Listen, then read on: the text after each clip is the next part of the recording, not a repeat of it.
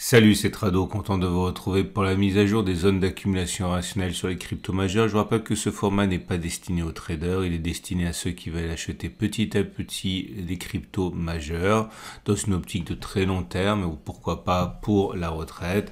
Et on va commencer par Bitcoin qui établit un nouveau record de court terme cette semaine avec le passage et la confirmation des 24 300, 25 200. On est au perché, on n'a pas fait notre throwback sur les 24 325 200, donc ce serait bien de le faire, ce serait une zone d'accumulation rationnelle.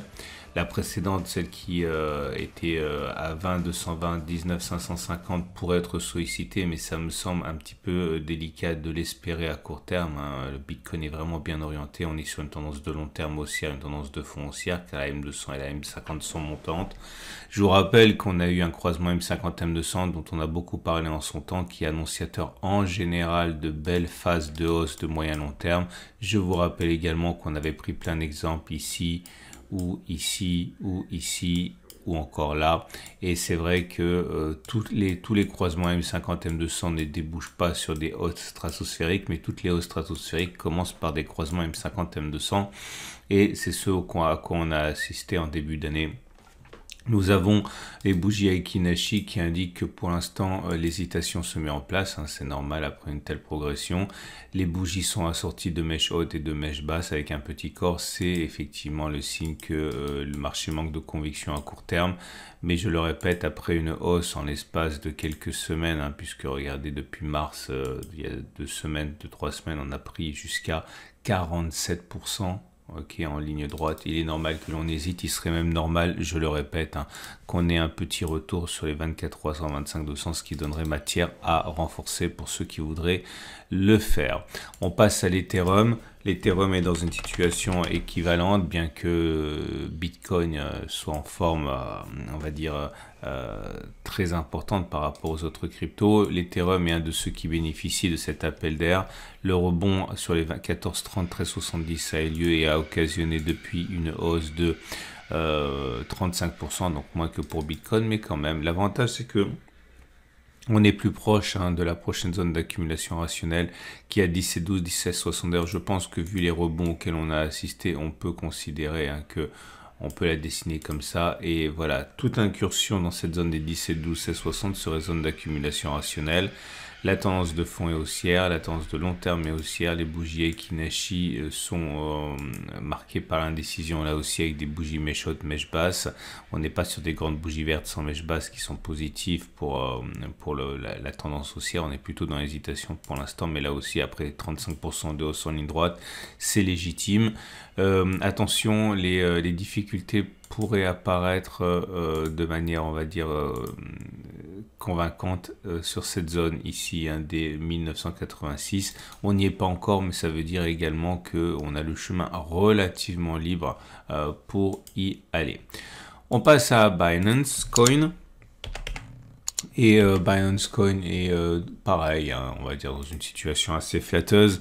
La progression depuis les plus bas n'est pas en reste, puisque regardez, entre le 9 mars et le 19 mars, on a pris 30%. Depuis, on régresse un petit peu. Alors, il y a un peu de travail à faire. Je vais le faire en direct. C'est toujours intéressant pour vous si vous découvrez l'analyse technique. Donc maintenant, la résistance, elle est là. La résistance s'établit donc à 347, 340 environ. Ce qui veut dire que c'est une résistance, ce qui veut dire également qu'en cas de cassure, cette résistance changerait de polarité, deviendrait support et donc zone d'accumulation rationnelle. Ça ne préjuge pas en fait de la possibilité d'aller plus bas ensuite, mais en tout cas selon cette logique, on est plus souvent du côté des probabilités et si on achète à ce moment-là de cassure de résistance devenue potentiellement support. En tout cas, on notera également que la prochaine zone d'accumulation rationnelle est assez loin, c'est 277, 265, il va falloir prendre son mal en patience. Je ne pense pas nécessairement qu'on ira, mais en tout cas, on est dans une situation où la tendance de long terme est haussière, la tendance de fond est haussière et les bougies Aiki-Nashi ne sont pas bien orientées. C'est pas catastrophique, mais bon, ce sont des bougies pareilles, sans mèche, enfin avec mèche haute, avec mèche basse, donc c'est plutôt de l'indécision qu'autre chose sur Binance Coin également. Ripple a connu une hausse à plus 25%, c'était ce mardi, hein, une progression qui aurait même pu être beaucoup plus importante, hein, puisque au meilleur de la journée, on avait même pris 32%, établissant du coup une nouvelle résistance à 0,492, 0,470. C'est pas assez pour provoquer le fameux croisement M50, M200, mais c'est suffisamment pour se hisser au-dessus, alors que c'était pas le cas encore la semaine dernière. En tout cas, c'est sur la bonne voie.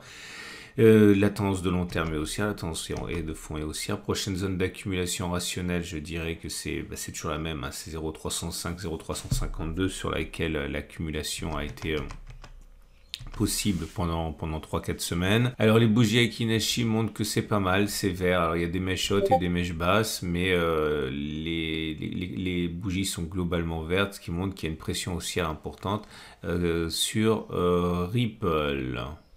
Dogecoin par contre est dans la configuration la plus inquiétante avec un croisement M50 M200 mais dans le mauvais sens, hein, à la baisse.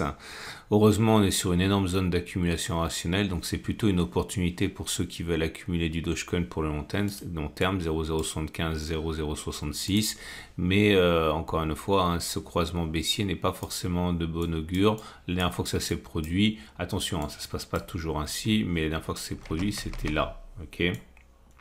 Alors à la baisse, tout fonctionne moins bien qu'à la hausse.